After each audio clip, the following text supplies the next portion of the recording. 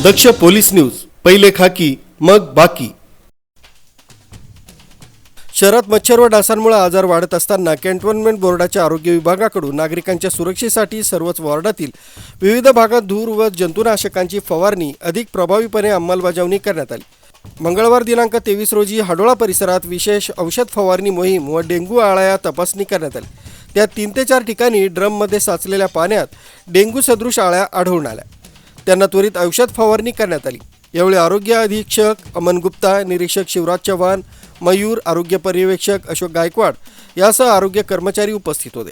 Ward क्रमांक 1 मध्ये dengue जनजागृती पत्रही वाटण्यात आले।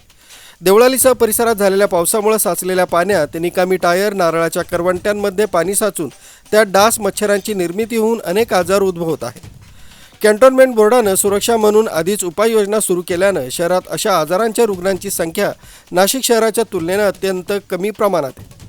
यामध्ये ताप, सर्दी, खोकला अशा विविध आजारांच्या रुग्णांची संख्या दिवसेंदिवस कॅन्टोन्मेंट बोर्ड रुग्णालयासह खाजगी रुग्णालयांमध्ये वाढ होत असल्याचं चित्र दिसून येत आहे। यावर उपाय म्हणून कॅन्टोन्मेंट बोर्डाकडून आरोग्य विभागाच्या कर्मचाऱ्यांमार्फत शहरात गेल्या काही दिवसांपासून कीटनाशकांपैकी एक असलेल्या डेल्ट्रोमेट्रिन हे मलेरिया व्हॅक्टर्स नियंत्रित करणाऱ्या औषधांची फवारणी संध्याकाळच्या वेळेस डिझेल मशीनच्या धूर फवारणीमधून करण्यात येत आहे।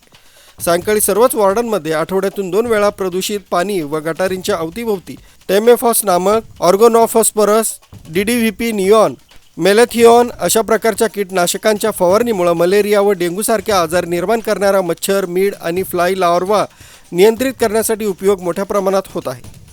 याशिवाय ब्लिचिंग पावडर फवारणी देखील करण्यात येत आहे। यामुळे नागरिकांचं आरोग्य अबाधित राहण्यासाठी कॅन्टोन्मेंट प्रशासनाच्या आरोग्य विभाग सतर्क असल्याचं दिसून येत आहे।